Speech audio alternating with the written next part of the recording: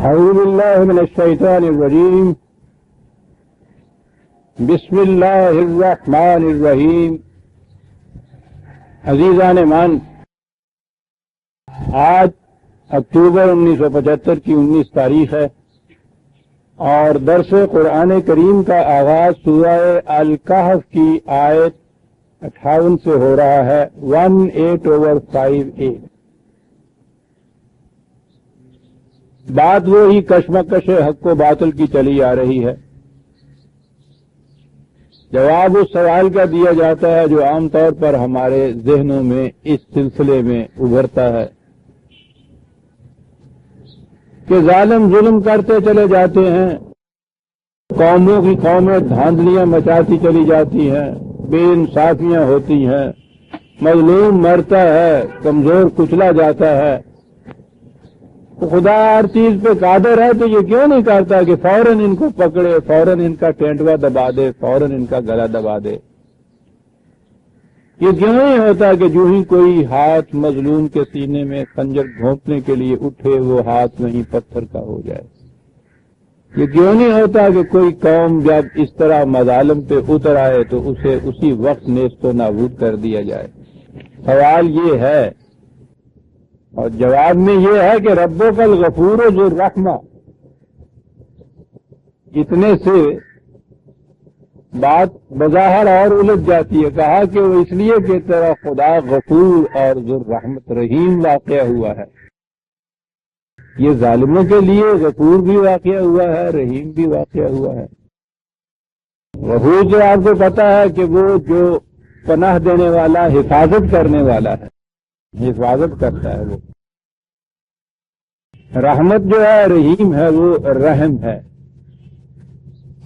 اب آپ دیکھیے کہ اس آیت کے اگلے 2 لفظوں یا 4 لفظوں میں یہ جو تصور ہے رحم کا، کانسیپٹ ہے مرسی کا، عیسائیت کا کانسیپٹ اور قرآن کا کانسیپٹ، اس میں کتنا فرق آ جاتا ہے. عیسائیت نے گاڈ از مرسی، گاڈ از لو، یہ کچھ کہا. ان کے ہاں عدل کا تصور ہی نہیں، جسٹس کا کوئی تصور نہیں. رحم ان کے ہاں ہے ہی یہ چیز کہ مجرموں سے بھی رحم، دشمن سے بھی محبت کرو. تمہارے ایک گال پہ تماچا مارے، دوسرا گال آگے کر دو. اگر تمہارے کوئی باسکٹ اتار کے لے جاتا ہے تو کرتا خود اتار کے دے دو. چور تمہارے ہیں اگر چوری کرتا ہے اور وہ اتنا زیادہ وزنی ہو گیا ہے چوری کا سامان کہ اس سے اٹھایا نہیں جاتا تو خود اٹھا کے اس کے گھر چھوڑاؤ. رحم. ادھر خدا کے ہاں بھی ان کا عقیدہ جو سینٹ پال نے وضع کیا کہ اعمال کے بدلے میں نجات نہیں مل سکتی. کون ہے جو شریعت کے اوپر عمل کر سکتا ہے؟ نجات تو صرف اس کے رحم پہ منحصر ہے.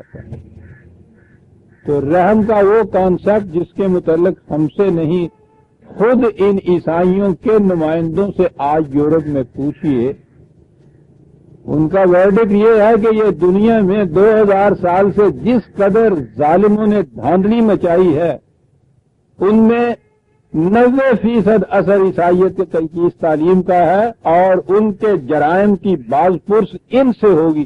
یہ عیسائیوں کے نمائندوں کے آج ورڈکٹ ہیں اس کے متعلق کہ جب آپ ظالم کے متعلق بھی یہ تعلیم دینا شروع کر دیں گے تو ظلم کو روکے گا کون؟ اور یہ ہے، دیکھیے بات کتنی قابل قبول تھی، معقول تھی، بالکل صحیح بات، عدل والی بات ہونی چاہیے، انصاف والی بات ہونی چاہیے. لیکن یہاں ذو الرحمہ اس نے کہا ہے کہ یہ اس لیے جو تم چاہتے ہو کہ یہ فوری کیوں نہیں گرفت ہو جاتی، اس لیے ایسا نہیں ہوتا کہ خدا رحیم بھی واقع ہوا. تو یہ پھر رحمت اس رحمت سے کیسے مختلف ہے؟ وہ یوں وَلَا يُؤَاخِذُهُمْ بِمَا كَسَبُوا لَعَجَّلَهُمُ الْعَذَابَ بَل لَّهُم مَّوْعِدٌ لَّن يَجِدُوا مِن دُونِهِ مَوْعِدًا. کہا یہ اس لیے کہ ہم مہلت کا وقفہ دیتے ہیں اور اسے سمجھاتے ہیں کہ اب بھی تم باز آ جاؤ تو بچ جاؤ گے، حفاظت مل سکتی ہے. امکان ہے وہ پہلی لفظش پہ پھانسی نہیں دے دیتا، وہ جرم کی فوراً اسی وقت سزا نہیں دے دیتا، مجرم پہ گرفت کرتا ہے، مقدمہ ہوتا ہے، سمجھایا جاتا ہے، اگر وہ اپنے کیے پہ نادم ہوتا ہے، یہ دیکھا جاتا ہے کہ فی الواقعہ اس میں اصلاح کے امکانات ہیں، اسے مہلت دی جاتی ہے۔ یہ جو مہلت کا وقفہ دینا ہے، قرآن کے خدا کے تصور کا رحم یہ ہے، تو یہ نہیں ہے کہ عدل نہیں وہاں ہوگا، وہ عدل تو ہوگا، یہ بھی نہیں ہے کہ ادھر سے کسی نے ذرا سی بھی لفظش کسی سے ہوئی اور فوراً جیسا میں نے کہا ہے کہ موت کی سزا دے دی، نہیں۔ وہ انسان کی کمزوریوں کو جانتا ہے، وہ جانتا ہے کہ بہت سی لفظشیں سہو و نسیان اور خطا سے ہوتے ہیں، وہ جانتا ہے کہ انسان میں اصلاح کی گنجائش اور امکان بھی ہوتا ہے، اس لیے وہ اس کے لیے ایک وقفہ دیتا ہے، مہلت جسے کہتے ہیں۔ تو کہا کہ دوسری جگہ یہ ہے کہ اگر یہ صورت ہو جائے کہ یوں ہی کسی سے کوئی لفظش ہو اور ہم اسے پکڑ کے فنا کے گھاٹ اتار دیں تو اس کو رہے اور اس پہ کوئی انسان باقی نہ رہے، بات بھی ٹھیک ہے۔ صبح سے شام تک کتنی کوتاہیاں، سہل انگیریاں، لفظشیں، خطائیں، نسیان، یہ چیزیں ہوتی رہتی ہیں۔ اس کے بعد اگر یہ وقفہ مہلت کا نہ ملے تو باز آفرینی کی گنجائش ہی نہیں رہتی، اصلاح کا امکان نہیں رہتا۔ اس لیے کہا کہ یہ جو ہماری مغفرت اور رحمت ہے وہ اس لیے ہے کہ اصلاح کے لیے کچھ وقت ملنا چاہیے ان کو، اور جب اس کے بعد بھی پھر یہ کیفیت ان کی ہو کہ اس وقفے میں بھی یہ اپنی اصلاح نہ کریں بلکہ اس کا ناجائز فائدہ اٹھائیں، اور اس لیے وہ اپنے مظالم اور دھاندلی ناانصافی میں آگے ہی آگے بڑھتے چلے جائیں، تو پھر وہ وقت آخری آ جاتا ہے جب پلڑا ان مظالم کا اتنا جھک جاتا ہے کہ پھر خدا کے قانون مکافات کی روح سے گرفت ہوتی ہے، اور اس وقت پھر یہ مہلت کا وقفہ باقی نہیں رہتا۔ یہ ہے فرق عیسائیت کے رحم میں اور قرآن کے جو تصور خدا کا اس نے دیا ہے اس کے قانون مکافات عمل کی روح سے رحم کے تصور۔ رحم یہ نہیں کہ عدل ہوتا ہی نہیں ہے، رحم یہ ہے کہ اگر بعض آفرینے کا اصلاح کی گنجائش ہے تو اس کے لیے موقع دینا چاہیے، یہ اس کے لیے موقع دینا یہ ہے یہاں کا رحم۔ یہ نہیں ہے کہ ظالم کو قتل بعض کرسی نہ ہو اور چھٹی دے دی جائے، یہ نہیں ہے۔ کہا یہ سارا کچھ کرنے کے بعد جن قوموں نے اس سے فائدہ نہ اٹھایا مہلت کے وقفے سے، اس کو انہوں نے ابیوز کیا اور وہ آگے ہی آگے بڑھتے گئے، تو ان کا انجام کیا ہوا؟ وَتِلْكَ الْقُرَىٰ أَهْلَكْنَاهُمْ لَمَّا ظَلَمُوا وَجَعَلْنَا لِمَهْلِكِهِمْ مَوْعِدًا۔ کہا اس کے بعد جب فرصت کا وہ وقت ختم ہوا، مہلت کا وقفہ جب ختم ہوا اور دیکھا گیا کہ وہ اپنی اصلاح کی بجائے اور زیادہ ظلم و تعدی اور سرکشی میں بڑھتے چلے جا رہے ہیں، تو پھر کیا ہوا؟ یوں نہیں بتایا کیا ہوا قرآن کا جو اندازہ کہ پھر کیا ہوا، کہا جاؤ جا کے پوچھو ان کھنڈرات سے، ان بستیوں کے کھنڈرات سے جن میں یہ قومیں بستی تھی کہ پھر کیا ہوا۔ عجیب محاکاتی انداز ہوتا ہے قرآن کا یہ بات کرنے کا کہ ہم سے نہ پوچھو، جاؤ ان اجڑی ہوئی بستیوں کے کھنڈرات سے پوچھو کہ جنہوں نے مہلت کے وقفے میں اپنی اصلاح نہ کی، آخر تک بڑھتی چلی گئی اپنے ظلم و تعدی میں، اس کا انجام کیا ہوا؟ وہ جا کے ان اجڑی ہوئی بستیوں کے کھنڈرات سے پوچھو، اس لیے کہ پھر ان کا وہ مہلت کا وقفہ ختم ہو گیا تھا اور پھر تباہی اور ہلاکت آ گئی۔ یہ ہے عزیزان من قرآن کا تصور عدل کا، اور اس عدل کے اندر رحم کا تصور جسے آپ کہتے ہیں۔ یہاں سے تو پچھلا جو درس تھا اصل میں اس کا جو تسلسل چلا آ رہا تھا، اس کی 2 آیتیں یہ باقی رہ گئی تھی۔ آگے ایک بات شروع ہوتی ہے، وہ ایک نیا قصہ جسے ہم کہتے ہیں، بات تو اس میں بھی یہ کہی گئی ہے کہ انسان کی طبیعت جلد باز واقع ہوئی ہے اور وہی کا پروگرام کچھ مہلت کا وقفہ چاہتا ہے، وہ برداشت چاہتا ہے، سہار چاہتا ہے. اسی لیے خدا کی ایک صفت حلیم بھی تو ہے، بہت سہار والا، ثقاہت سکہ جس کو ہم کہتے ہیں، یوں ہی مشتعل نہ ہو جانے والا. ان دو طبایا کے تقابل کے لیے یہ اگلا قصہ ہمارے سامنے آتا ہے، جو عام طور پر ہمارے ہاں حضرت موسیٰ علیہ السلام اور خضر علیہ السلام کی ملاقات کا قصہ ہے. افسانہ بنا ہوا ہے ہمارے ہاں عجیب و غریب. یہ حضرت موسیٰ علیہ السلام ملتے ہیں جا کے ایک بزرگ سے، اور ہمارے ہاں اس بزرگ کا نام خضر رکھا جاتا ہے، اور پھر علیہ السلام بھی کہا جاتا ہے، نبی بھی ان کو شمار کیا جاتا ہے. خضر کا نام ہی قرآن میں نہیں ہے. اور پھر ان کے متعلق کہ وہ حیات دوام انہیں حاصل ہے، اور پھر ان کے ہاں وہ آب حیات جانتے ہیں،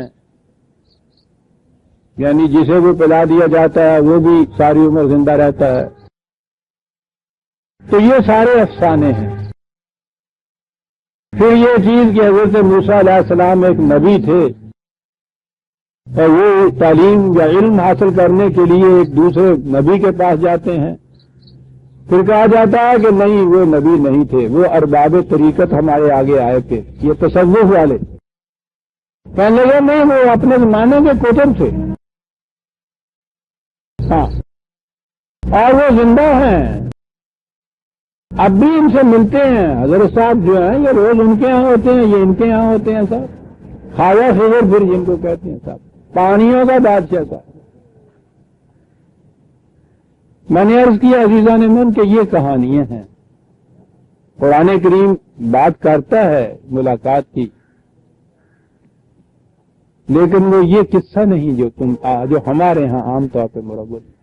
اور پھر جب یہ کہانیاں یا افسانے شاعروں کے ہتھے چڑھ جائے تو پھر تو پوچھو ہی نہیں کہ وہ پار سے ڈار کیسے بناتے ہیں پھر اس قصے کو. جناب، تصوف اور شاعری کے لیے افسانہ جو ہے یہ بڑا ہی کارگر ہوتا ہے، بہت کام دیتا ہے. یہ حقائق نہیں ہوتے عزیزان من، یہ لطائف ہوتے ہیں.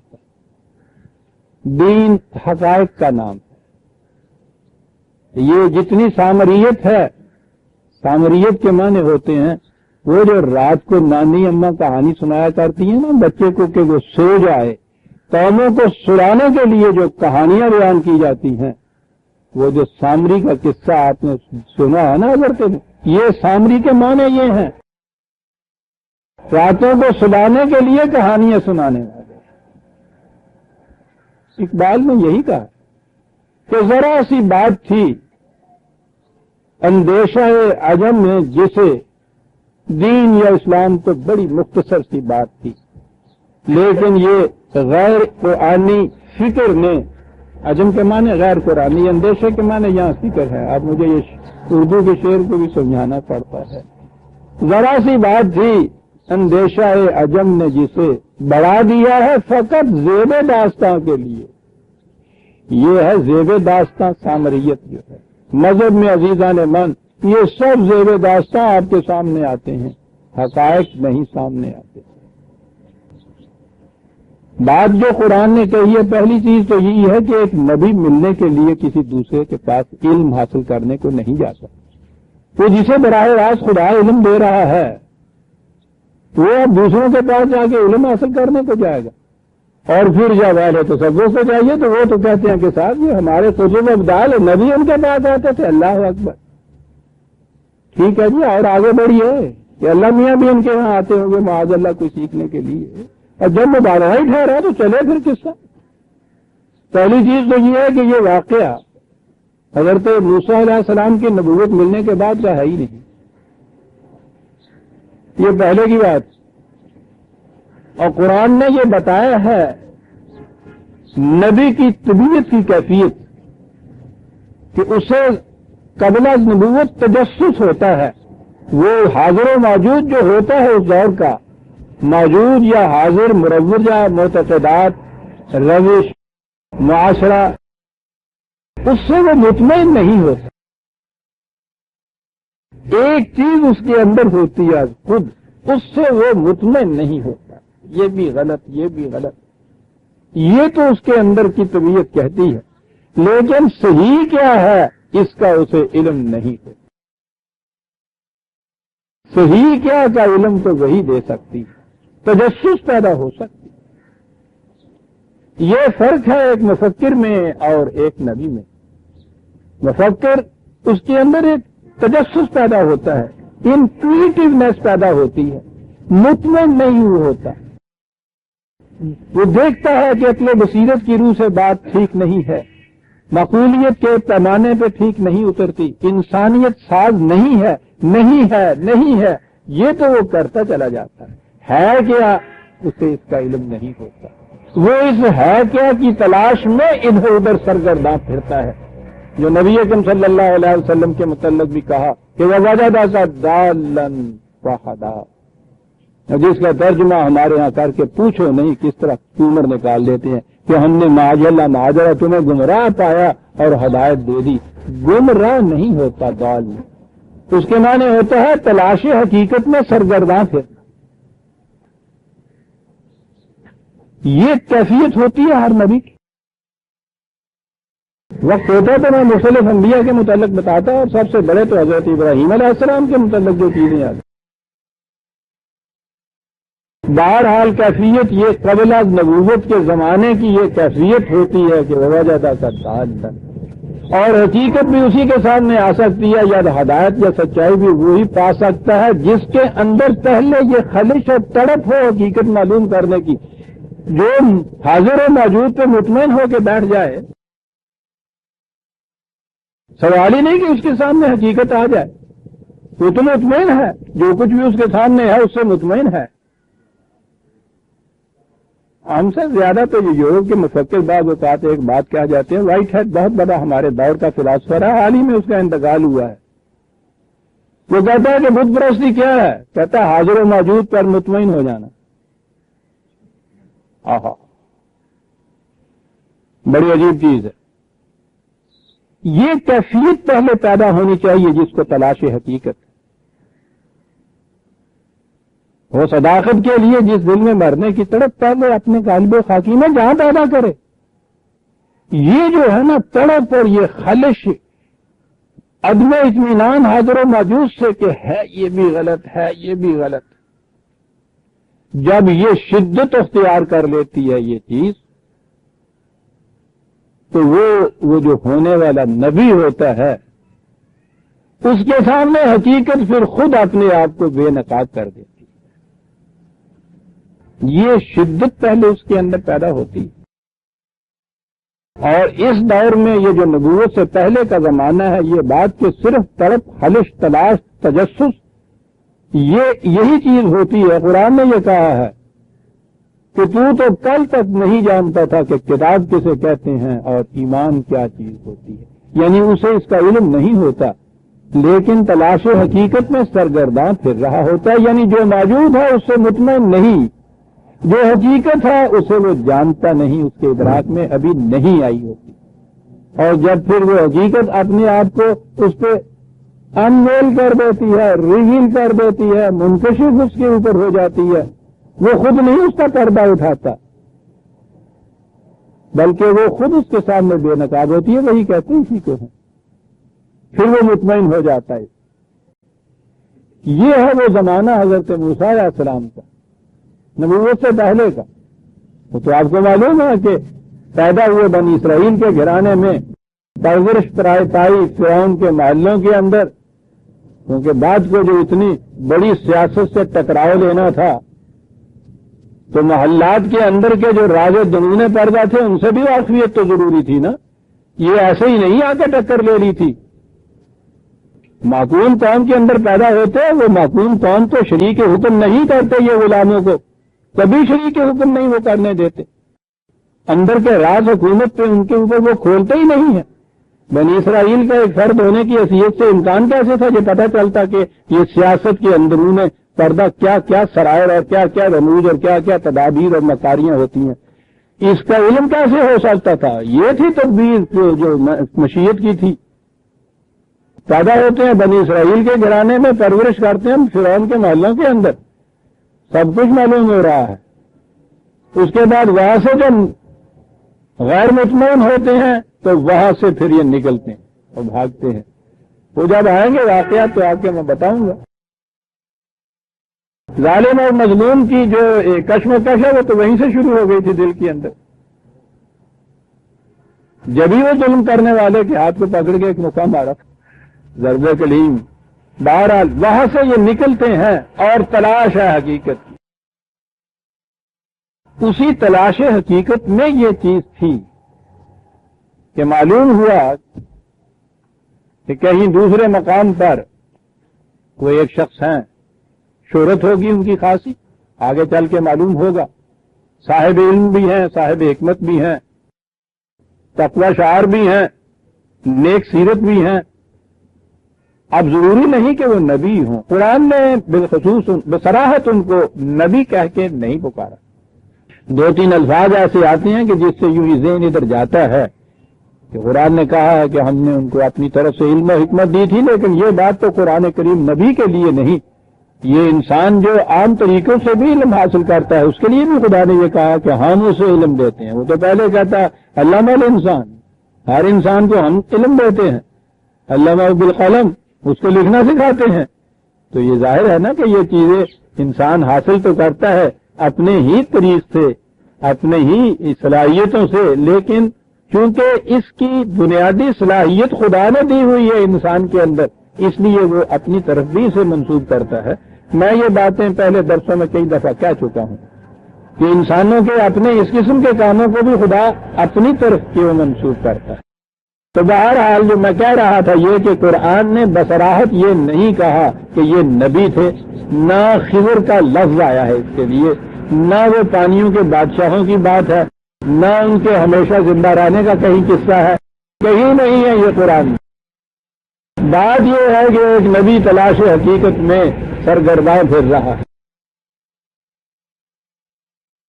مجھے خود نبی اکرم صلی اللہ علیہ وسلم کے متعلق بھی یہ آتے ہیں کہ ٹھیک ہے آپ ان راہبوں کے پاس بھی جاتے تھے، یہودیوں کے مشائخ جو تھے، احبار جو تھے، ان کے ہم آپ جا کے سنتے تھے، لیکن ہر جگہ سننے کے بعد پھر غیر مطمئن اٹھ کھڑے ہوتے تھے یہ کہہ کر کے تلاش جس کی ہے وہ زندگی نہیں ملتی.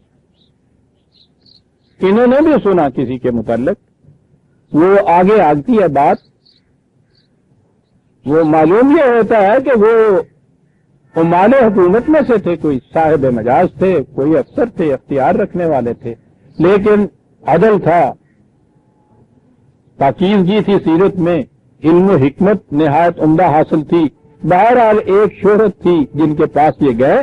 بات یہاں شروع ہوتی ہے کہ وَإِذْ قَالَ مُوسَىٰ لِفَتَاهُ، آپ تھے اور آپ کے ساتھ ایک جوان ساتھی تھا.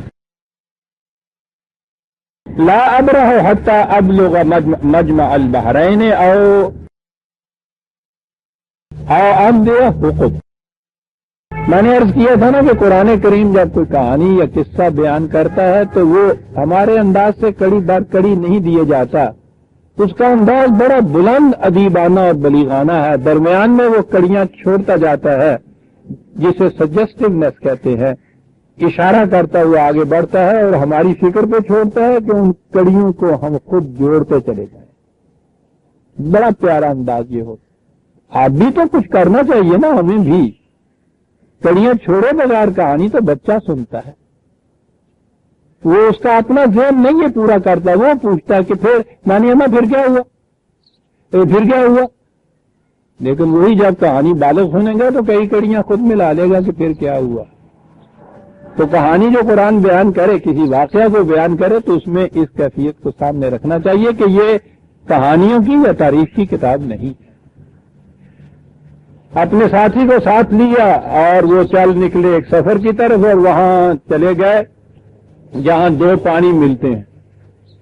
کیا ضرورت ہے ہمیں اس کی تحقیق کرنے کی کہ وہ 2 پانی کہاں ملتے ہیں اور کہاں چلے گئے. لیکن ہمارے ہاں تو جب مملکتیں تھیں، فراوانی سے کھانے کو ملتا تھا، یہ جنہیں محققین کہا جاتا تھا ان کے وظیفے لگے ہوئے تھے.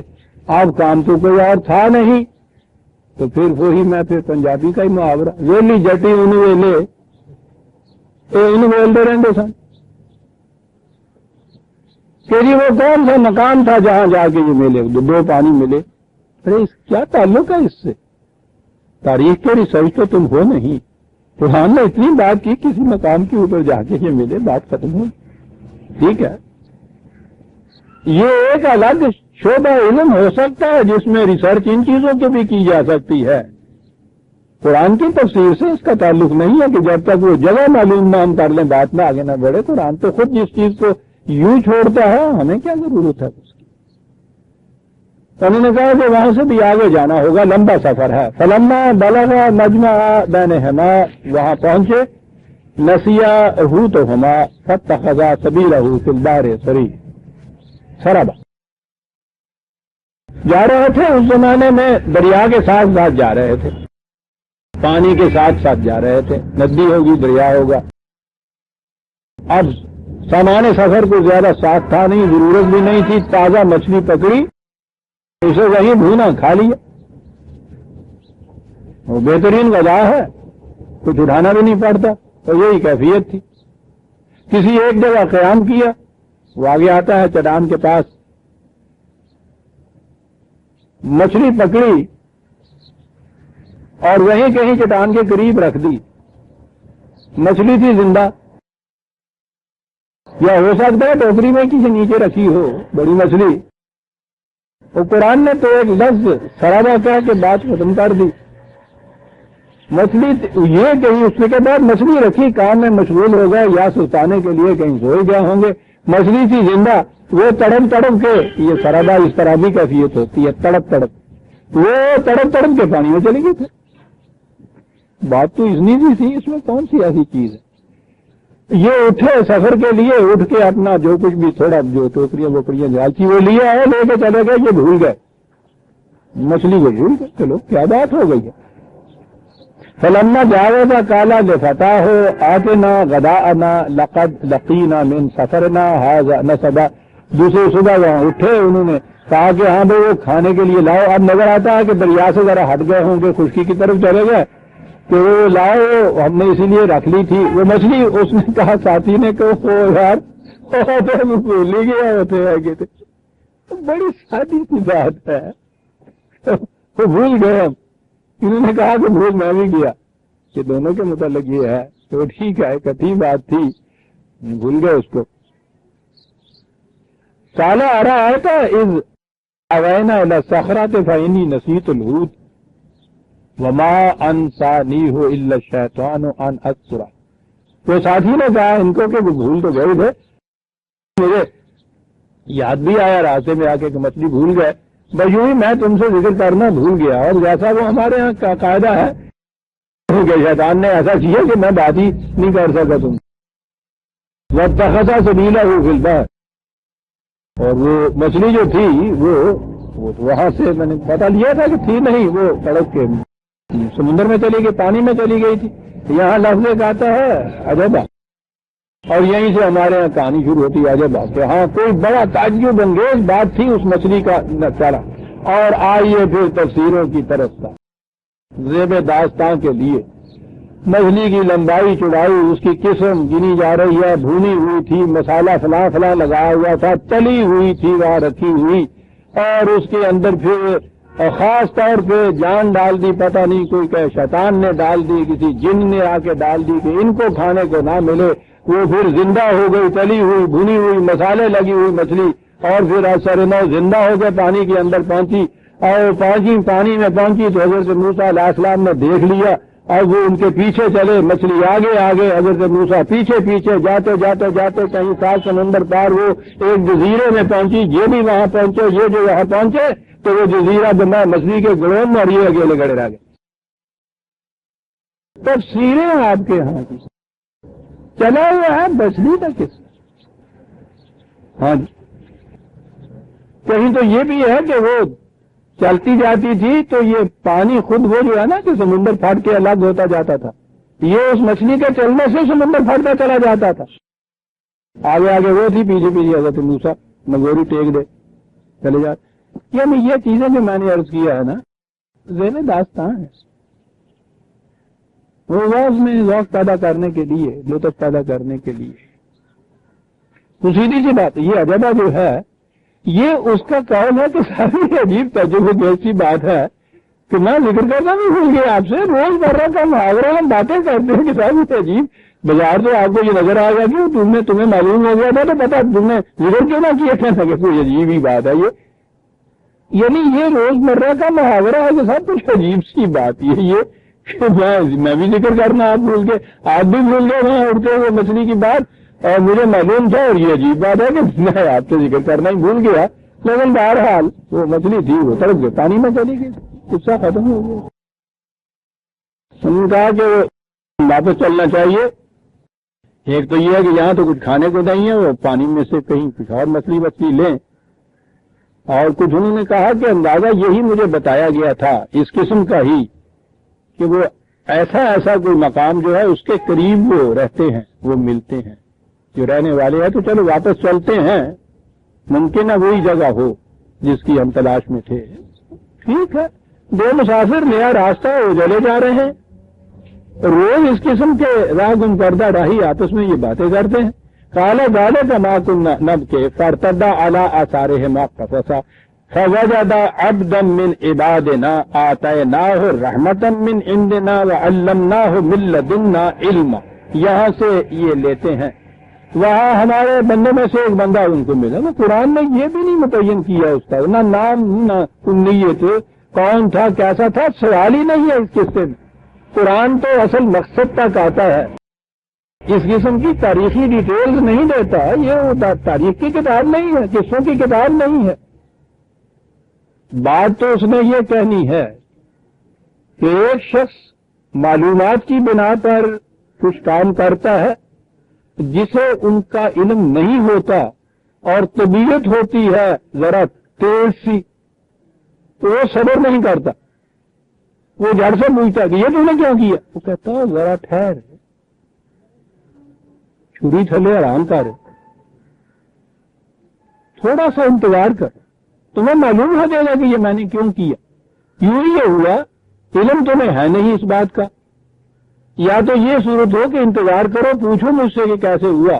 اعتراض کر دیا تم کہ یہ تم نے کیوں کیا صاحب، تمہیں نہیں کرنا چاہیے تھا. ارے بھائی پہلے سنتے دو. آپ دیکھیے روز مرہ یہ ہوتا ہے، بغیر معلوم کیے ہوئے، بغیر اتنا انتظار کیے ہوئے کہ وہ بتائے کہ یہ کیا بات ہے، خود ہی الزام بھی کر دیتے ہیں، اعتراض بھی کر دیتے ہیں، جھگڑا بھی شروع کر دیتے ہیں. بابا بات تو سننا، معلوم تو کرنا، پتہ لیا ہے جی سارا کچھ معلوم کر لا نہیں ہے.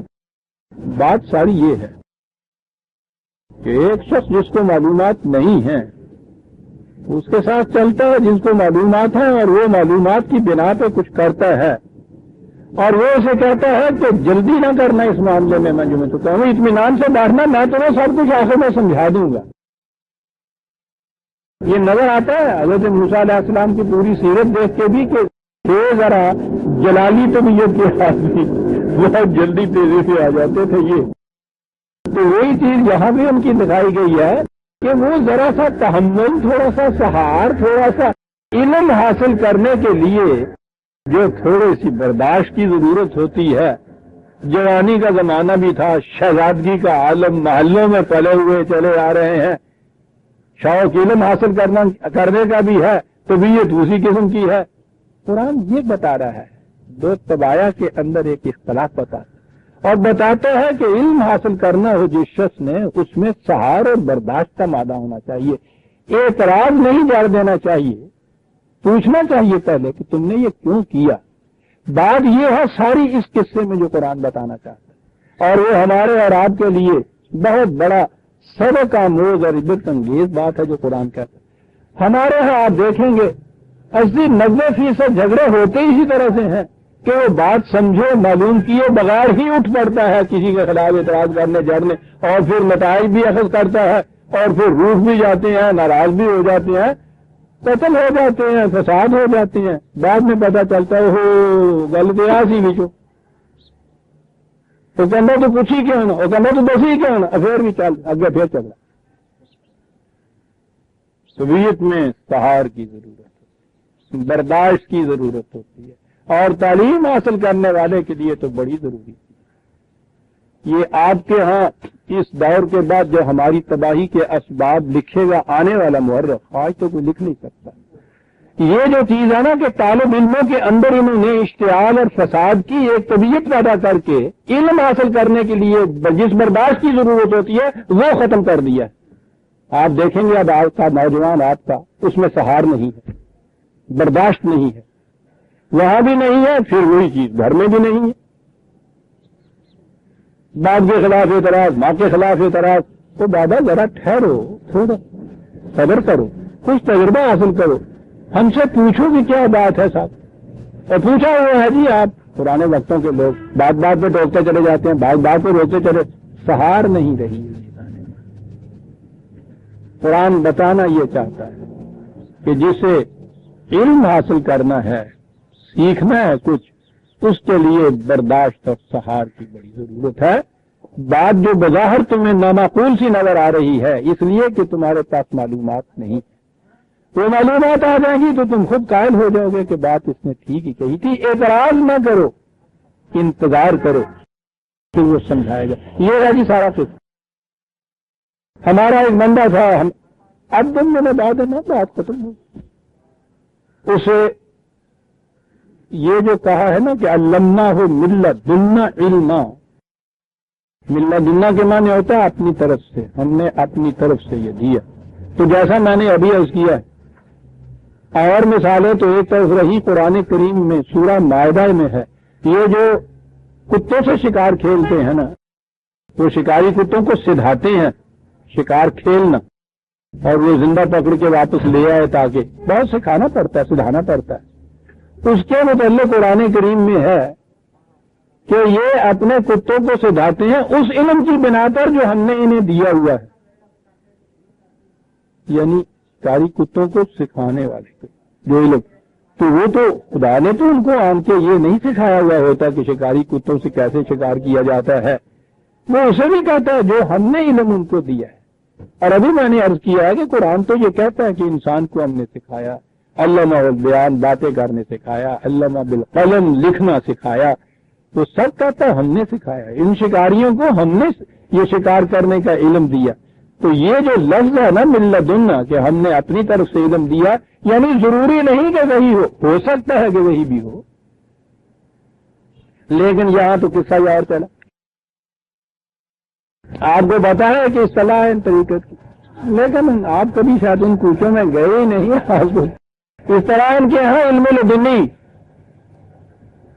سنا ہوا ہے نا کبھی کسی سے؟ علم لدنی، یہ جتنے یہ اہل تصوف والے ہیں نا، ان کا علم جو ہوتا ہے علم لدنی، وہ کہتے ہیں صاحب میں تو کہیں نہ پڑھا نہ لکھا، البتہ نہ کو نہیں جانتا، اپنا نام نہیں لکھ سکتا، ایک لفظ نہیں پڑھ سکتا، تو یہ پھر کہاں سے کہ یہ علم لدنی ہوتا ہے جی؟ وہ کیا ہوتا ہے جی؟ وہ خدا کی طرف سے براہ راست ملتا ہے۔ تو یہ لدنی جو ہے نا ان کے ہاں، یہ یہاں سے لیا انہیں لدنی، پوچھو نہیں تو کہاں سے لیتے ہیں یہ کہ سالت صاحب یہ قرآن شریف میں علمنا من لدنا علم، تو علم لدنی ہو گیا جناب۔ کیوں نہ بینند حقیقت رہے افسانہ زنا، حقیقتیں جب اوجل ہو جاتی ہیں تو پھر افسانے باقی رہ جاتے ہیں۔ ٹھیک ہے، بات سیدھی سی تھی کہ جو علم اس کو دیا ہوا تھا ہم نے، وہ اس علم والا ایک آدمی تھا۔ تو علم تو قرآن نے کہا ہے کہ ہم ہر انسان کو علم دیتے ہیں، حالانکہ وہ خود سیکھتا ہے ان علموں کو۔ میں نے عرض کیا ہے کہ یہ نہیں کہ میں انکار کرتا، ہو سکتا ہے کہ یہ صاحب وحی ہوں، لیکن بالضرور نہیں ہے۔ قرآن نے صراحت سے نہیں کہا کہ وہ صاحب وحی یا نبی تھے۔ میں نے بھی ایک عرصے تک اس کے معنی جو تھے یہ سمجھے کہ یہ جو ہے وہی ہو سکتا ہے، لیکن مزید غور کے بعد میں نے جب باقی واقعات کو دیکھا تو نظر آیا کہ ضرور نہیں کہ یہ نبی ہوں، لیکن اگر ہوں گے بھی تو بہرحال یہ حضرت خضر علیہ السلام والی بات تو ہے ہی نہیں۔ قرآن نے جس کا نام نہیں لیا نبی کا، ہم اس شخص کا نام لے کے اس کو نبیوں میں کیسے شمار کر سکتے؟ سوال ہی نہیں تھا، قرآن نے یہ نہیں کہا۔ بہرحال انہیں ملے، قال له موسیٰ هل اتبعک علی ان تعلمنی مما علمت رشدا، انہوں نے کہا وہ معلوم ہوتا ہے کہ وہ بہرحال دورہ کر رہے تھے اس علاقے کا، کہیں بیٹھے ہوئے نہیں تھے. انہوں نے کہا کہ میں تو جا رہا ہوں. تو انہوں نے کہا کہ اچھی بات، میں تو کچھ آپ سے سیکھنے کے لیے آیا ہوں، تو میں آپ کے ساتھ چلتا ہوں. ٹھیک ہے، سکھاتے چلے جائیے گا. یہ اب تو کمروں کے اندر بیٹھ کے بھی نہیں سیکھتے اسٹوڈنٹ ہمارے ہاں استادوں سے. ابھی ہمارے دور کی صورت ہے. میں نے بھی جو علم حاصل کیا عزیزان من، جو میں پڑھا ہوں مکتب میں، مسجد میں، وہاں پہلے بیٹھ کے بھی پڑھاتے تھے. سیر کرنے کے لیے جاتے تھے شام کے وقت، مالی صاحب وہ 7 انگلی لگا لیتے تھے اور چلتے تھے. سیر ہو رہی ہے اور ساتھ ساتھ وہ قریباً کا بخشہ پڑھایا جا رہا ہے، گلستہ پڑھائی جا رہی ہے، کوئی سبق دہرایا جا رہا ہے. 1 منٹ فرصت کا ضائع نہیں کرتے تھے وہ لوگ. ہم نے اس طرح سے بھی پڑھا ہے. تو مجھے یوں یاد آ گیا کہ انہوں نے کہا کوئی بات نہیں، میں ساتھ چلتا ہوں، آپ کیا چلتے بھی جائیں گے، میں آپ سے پوچھتا جاؤں گا. وہ جو رشد و ہدایت کی باتیں آپ کے متعلق میں نے سنی ہیں، وہ میں ان میں سے کچھ سیکھنا چاہتا ہوں. انہوں نے کہا کالا ان کا لم تستطیع معی صبرا. انہوں نے کہا کہ یہ تھوڑے سے وقت میں تمہارے متعلق جو میں نے دیکھا ہے نا، تم مجھے بڑے جلد باز نظر آتے. اور یہ ہے علم حاصل کرنے کا مرحلہ. اس میں بڑے سہار اور برداشت کی ضرورت ہوتی ہے. وعدہ کرو اگر تم سمجھتے ہو کہ ہے اتنی برداشت کی قوت تو پھر ساتھ چلو میرے. انہوں نے کہا کہ ہاں صاحب میں تو آیا ہی ہوا، کیسا تصبر علی ما لم تحط بہ خبرا. واہ واہ، خود ہی کہا کہ میں نے دیکھا یہ ہے، تو بات کے اوپر یہی اتنی جلدی مچا دیتا ہے.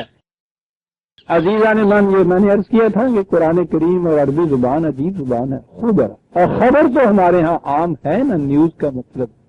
اب یہ دیکھیے کہ یہ لوگ اس خبر جو ہے اس کے اوپر وہ پیش دی ہے، اور خبر تو ہر نیوز ہوتی ہے جو آ جائے. خبر اس نیوز کو کہتے ہیں، اس خبر کو کہتے ہیں کہ جو علم و بصیرت کے بعد، خود تجربے کے بعد خبر حاصل کی جائے، اسے خبر کہتے ہیں. عجیب زبان کی. اور قرآن کا انتخاب جو ہے کہتا ہے اس کے لیے خبر کی ضرورت ہوگی. تیری کیفیت ہوگی یہ کہ خبر تجھ تک پہنچے گی تو اسی وقت تو گلزا اٹھے گا. تو خبر تک کے لیے ضرورت ہوتی ہے تھوڑے سے انتظار کی. واہ واہ واہ، یعنی یہ زبان ہے نا تو خبر اور خبر کے لفظ نہیں. میں نے کہا نا کہ قرآن ساری چیز ایمائیت سے کہا جاتا ہے. یہ ایک لفظ خبر سے ہی اس نے اس کو خبر سے الگ کر کے بتا دیا. تو علم حاصل کرنا جو ہوتا ہے اس میں خبر سے علم نہیں حاصل ہو جاتا، وہ خبر ہوتا ہے جس سے علم حاصل ہوتا ہے.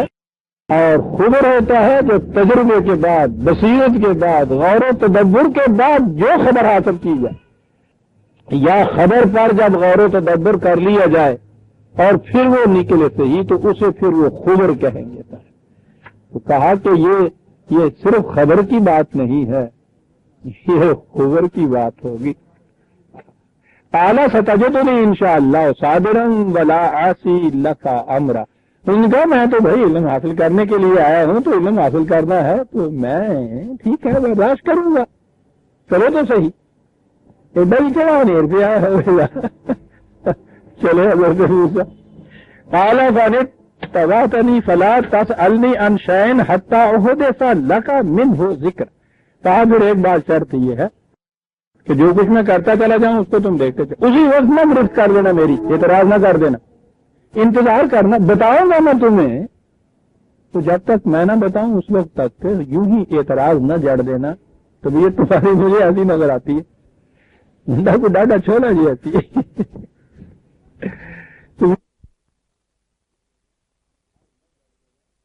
نہ جڑ دینا تو مجھے تمہاری مجھے ایسی نظر آتی ہے، بندہ کو ڈاڈا چھوڑا نہیں آتی ہے. تو یہ ان کی ایسی نظر آتی ہے. وہ دیکھا وہ بھائی کو آگے پکڑ لیا ہے، ان کو ڈھڑنا شروع کر دیا. اور فرعون کے لیے ہونا ہی اس قسم کا ہی چاہیے. یہ ان کی جو طبیعت کی جلالیت ہے نا وہ وہاں جا کے نکھرتی ہے جب فرعون کے دربار میں پہنچتے ہیں. کیا بات ہے صاحب اس مارکے کی. خیر وہ آگے کی بات آئے گی. ان کا بھی بہت اچھا، میں بالکل نہیں صاحب. فن طلقہ چل پڑے حتی اذا رکب فی السفینۃ خرقھا. ایک کشتی میں سوار ہوئے، اترتے وقت انہوں نے ایک کشتی کا ایک طرف سے ایک تختی تھوڑی سی اکھیڑ دی. انہوں نے دیکھا کالا خلقتا ہے لے توہرے کا اہلا ہے لقد جیتا شیئن امرا. ابھی ادھر بھی نہیں تھے ساحل میں تھے تو یہ کہنے لگے تو آج ہی جیتا ہے. میں نے سوال کرایا کسانوں تو آنے سے پتر دو آیا تگتا ہی ہو گیا تن پتا ہوگا جی پتا انہوں ہے نہیں چلی ذرا کہ جنا تو کٹیا تو آگے چلے گا تو اس کے بعد پانی بھرے گا گھر ہو جائیں گے. اور اعتراض کہ یہ تو بہت بڑا جرم کیا تم نے. کالا علامہ کو لننا کا لن تستطیع معی صبرا. استاد کو ایسا ہی ہونا چاہیے. انہیں نہیں غصہ ہے. کہا میں نے تمہیں کہا تھا نا کہ تم سے برداشت اور سہار نہیں ہو سکے گی. ہوئی نہ وہی بات کی نہ وہی بات تم نے جو میں کہتا تھا. اور پھر جلد جسے غصہ آتا ہے جلدی ٹھنڈا بھی ہو جاتا ہے. تو غصہ تو حلیم کا سخت ہوتا ہے حقیقت. قال لا تؤاخذنی بما نسیت ولا ترهقنی من امری. اور کہا میں بھول گیا نسیت. کیا بات. یہی ہے جہاں ندامت جہاں قابل عفو ہوتی ہے ایک خطا نسیان کی ہوتی ہے. کہا میں بھول گیا. تو بھول چوک کے اوپر تو اتنی سختی تو نہیں کیا کہتے نا ماسٹر جی. بھول گیا ماسٹر جی نے کہا کہ اچھا چلو آئندہ نہ بھولنا تیری دعا میں جو حتیٰ ہوا لقیہ غلام کا قتل ہوا. دیکھا کہ ایک نوجوان سے پھر رہا تھا انہوں نے اس کو گرفتار کیا اور اسے قتل کر دیا. وہ کشتی کے اوپر اتنے بےتاب ہو گئے تھے تو یہ کہاں سے ہار ہو سکتی تھی. کالا تلتا کا نقصن ذکیہ تم بغیر نقصن ہو. اس طرح سے لے کے گروہ باغ جوان ذخیہ گروہ پلا پوسا ہوا. ایک پلا پوسا جوان آدمی صاحب اور جوان بیٹا کسی کا لیا اور اسے قتل کر دیا. یہ بھی نہیں ہے کہ کسی نے کوئی وہ قتل کرایا ہو تو اس کے جرم میں تم نے یہ ایسا کر دیا لقد جاءت شاید نکلا. یہ تو ناقابل معافی جرم ہے جو تم نے کہا دی. کالا علامت اللہ کا ان کا لن تستطیع معی صبرا. کہاں نے کہا تھا نا کہ تو نہیں سہار کر سکے. بہت دیر آ گیا ہوا تھا. پھر یہ بھی نہیں تو تم اسے پوچھ لو کہ تم نے کیوں کیا ہے اور فرض جرمی عائد کر دیتے ہو. تو یہ تو ناقابل معافی جرم ہے جو تو تم نے کیا. وہ تو خیر کوئی چھوٹی سی بات تھی.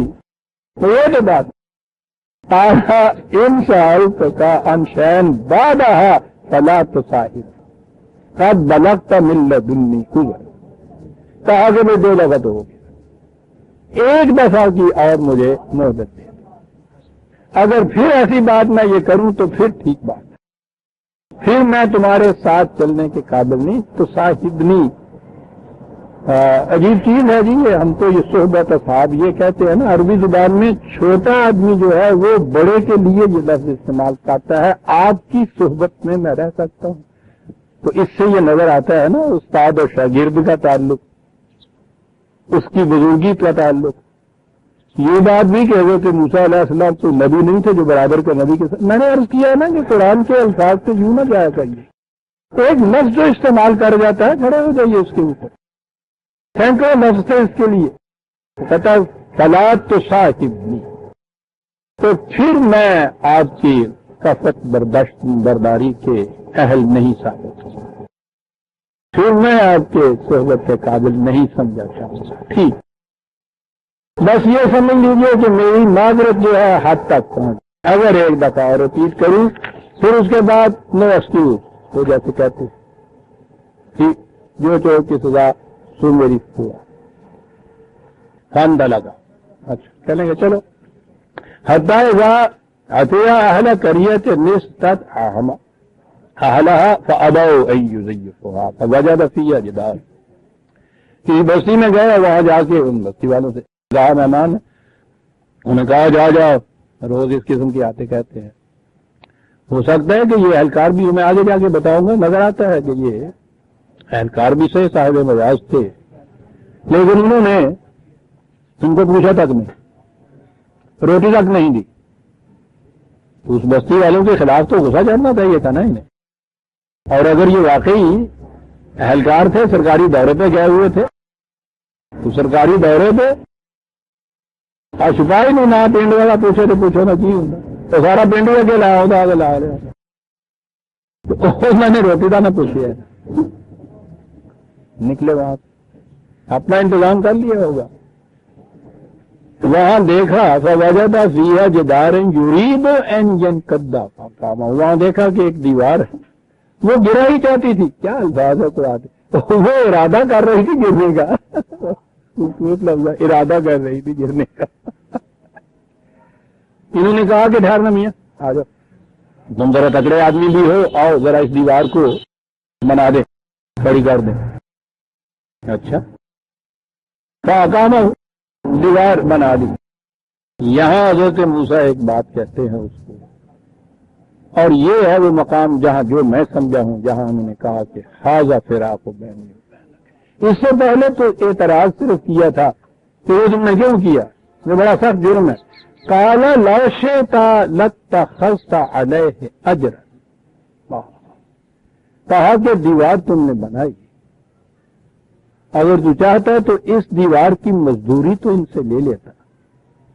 تو مزدوری جو لے لیتا ٹھیک ہے، اس سے ہم کھانا بھی کھا لیتے، ان کو بھی پتہ چل جاتا.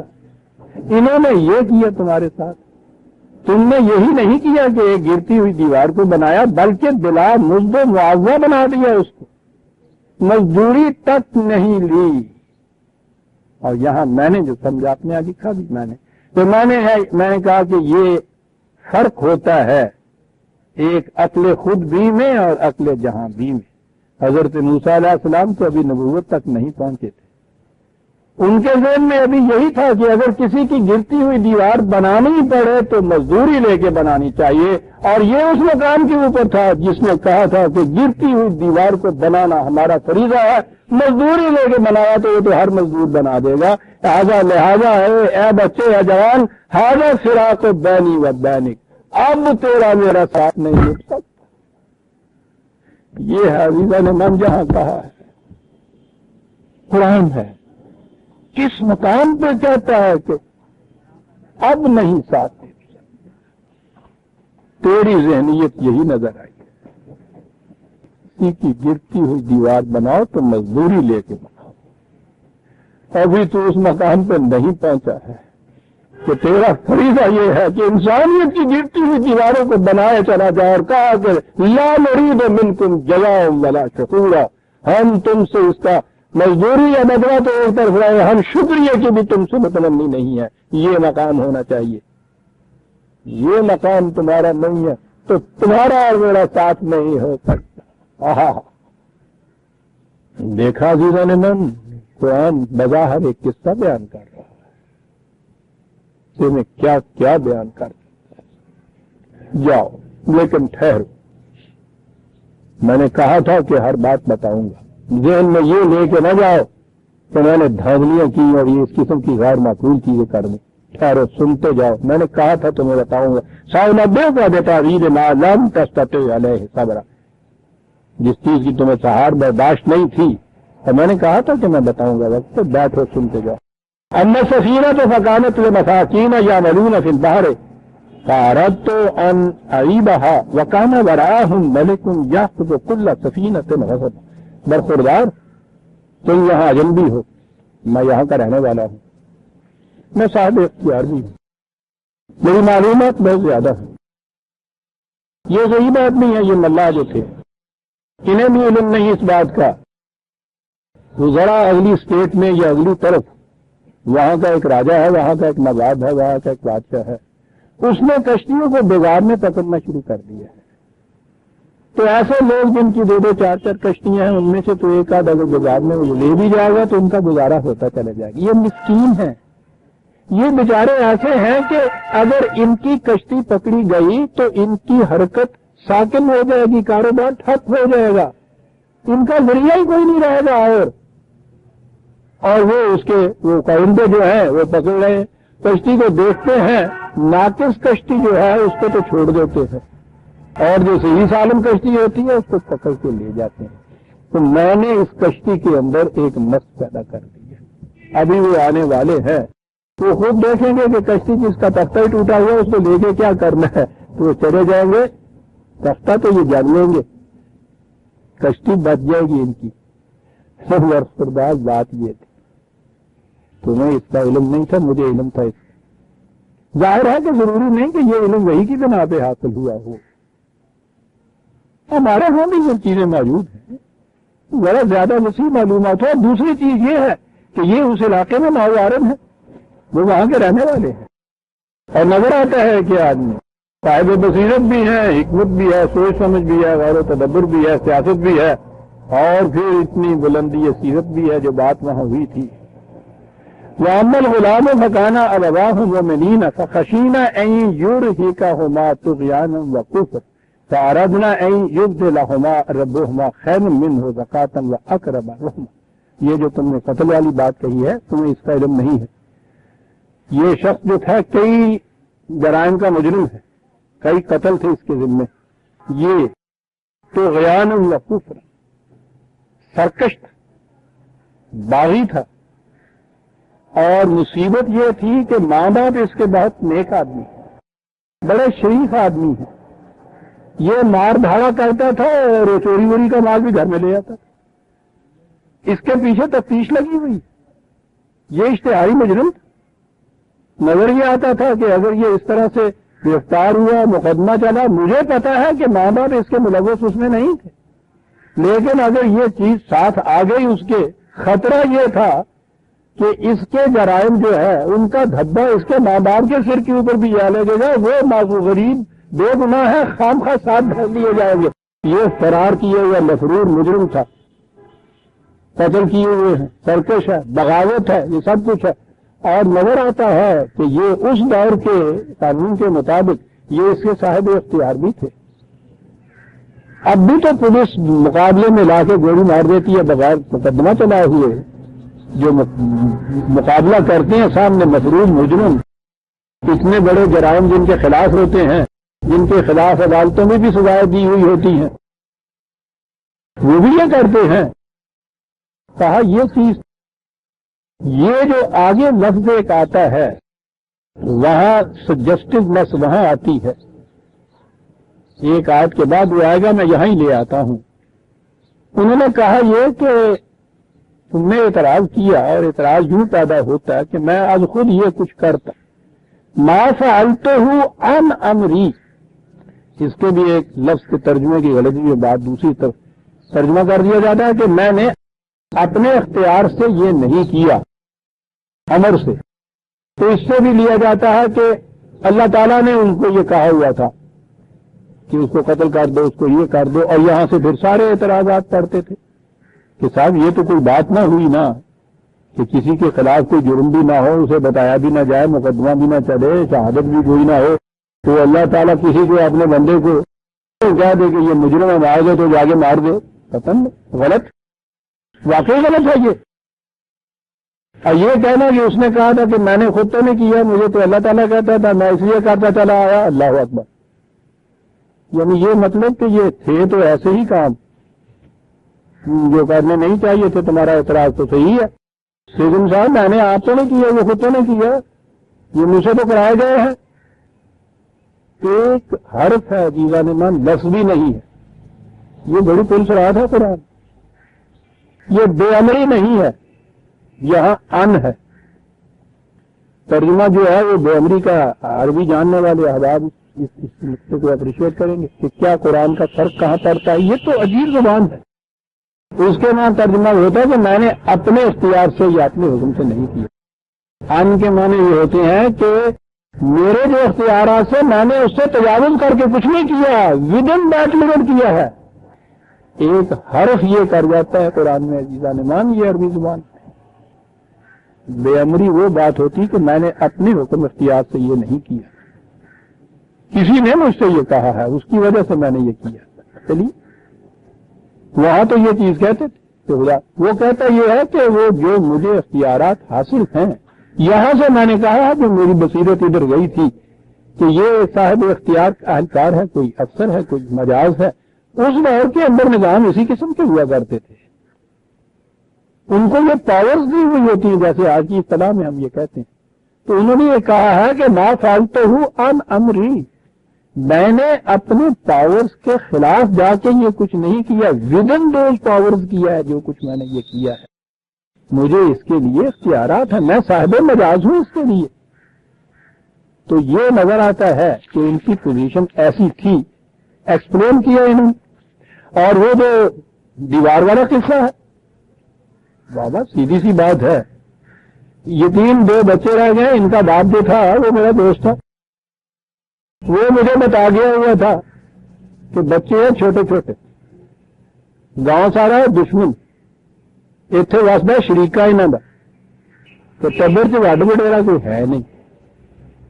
وہ دوست یہ بتا گیا کہ میرے پاس جو ان کے لیے بچوں کے لیے پونجی ہے وہ میں یہاں اس دیوار کے نیچے بنیاد میں رکھ دیتا ہوں، اوپر بنا دیا. دیوار میرے علم میں تھا، مجھے وہ بتا گیا تھا. ہو سکتا ہے کہ یہی ان کے یتیموں کے ولی بھی ہوں یہ، لیکن یہ بات تو ٹھیک تھی کہ اس دیوار جو گرنا چاہتی تھی، اب یہ جو ہے نا یہاں یہ بھی لے آئے کہ صاحب وہ کتب سے نہ جی اندر بھی آنکھیاں نہ سارا کچھ ویخ دیں ہے نہیں. پیر صاحب کی ماری چور لے گئے نے تو کھوجیاں نو سب دیں تے مال نے لوٹا پواتے رہتے. اس واسطے کہ جو مل بدل لانا ہوا کیا وہ نام نکلا ہے، شہادت نہ تے کول نہ رکھو، یہ علم لدنی ہے. یہ بات نہیں ہے. یہ انسانوں کے لیے کتاب اتری ہے، انسانوں کی زبانی کتاب اتری ہے. اس لیول کے اوپر آپ دیکھیں گے تو باتیں سمجھ میں آتی چلی جائیں گی. جو ہی آپ نے اس کو افسانہ بنایا نا تو پھر اس کے بعد نافل تو افسانہ جارا افسانے سے افسانہ نکلتا چلا جاتا ہے. تو ایک ذرا سی بات اس میں پٹڑی اکھڑ کے ادھر گئی، اب ہر بات میں یہ آرامری میں نے اپنے آپ نہیں کیا، خدا نے حکم دیا. دیوار گر رہی تھی، اللہ نے بتا دیا تھا نیچے سے خزانہ بھی یہ یہاں کیوں نہیں لاتے. وہاں کا رہنے والا آنے جانے والا آدمی ممکن ہے گرداوری ہو، تحصیلداری وہاں کا ہو، دوست تھا جانتا تھا، جاتے ہوئے اس نے کہا کہ کیا کریں، ممکن ہے اس کے مشورے سے یہ کیا ہو کہ جب بڑے ہوں گے اس کے بعد تو میں خود کھود کے ان کو دے دوں گا. تو وہ میں نے دیکھا کہ بارش ہوئی ہے، وہ دیوار گرنا چاہتی تھی، تو میں نے کہا اگر یہ دیوار گر گئی تو اس کے بعد تو نیچے سے نکلا ہے وہ خزانہ تو ابھی وہ آ جائیں گے.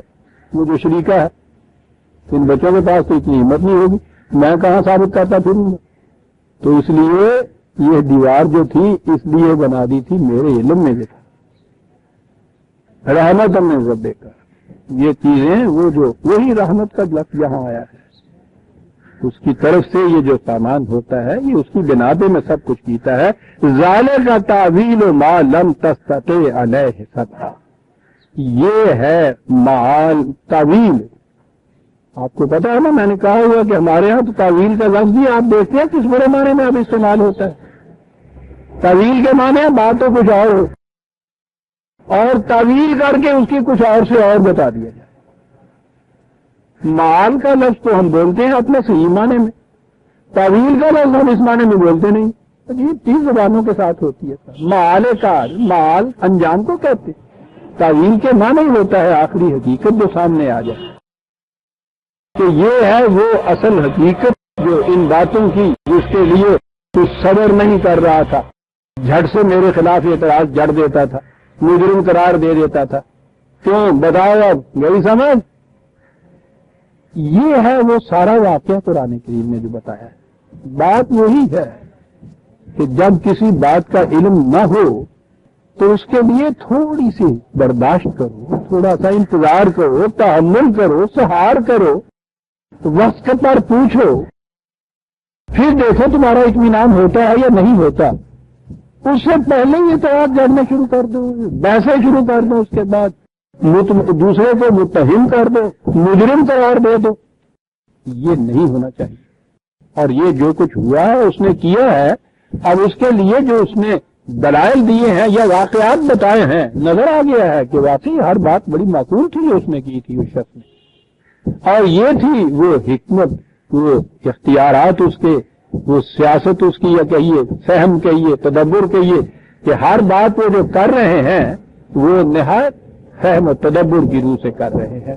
یہ تھا وہ واقعہ نبوت سے پہلے تلاش حقیقت میں ایک ہونے والے نبی کا جس کو خود علم نہیں کہ میں ہونے والا نبی ہوں، وہ اس طرح سرگرداں کرتا ہے، حصول علم میں جگہ جگہ جاتا ہے. علم کے حصول کے لیے جو شرائط ہیں قرآن اس میں بیان کرتا ہے، اور یہ کہتا ہے کہ پوچھ لو جس کے خلاف کچھ بات تم نے کہنی ہے، ہو سکتا ہے اس کے پاس معقول عذر ہو اپنے اس کارنامے کا، اس سننے کے بعد کوئی رائے قائم کرو اس کے متعلق، پہلے ہی رائے نہ قائم کر دو۔ یہ ہے معال اس سارے واقعہ کا۔ عزیزان ایمان، وقت تھوڑا سا ہے لیکن مجھے تھوڑا سا وقت آپ سے لینا ہے۔ سورہ کہف کی آیت 82 تک آ جائے، اور اس لیے بھی میں اسے ختم کر رہا ہوں کہ یہ قصہ جو تھا وہ یہاں ختم ہو گیا ہے۔ آگے اس کے بعد ذوالقرنین کا قصہ شروع ہوتا ہے، اور وہ ایک الگ داستان ہے، اسے ہم بعد میں لیں گے۔ اور اس وقت جو میں نے کہا کہ مجھے 10 منٹ لینے ہیں وہ میں اب اعلان کرتا ہوں۔ درس میں تو میں یہ کہوں گا کہ ہم نے ختم کیا۔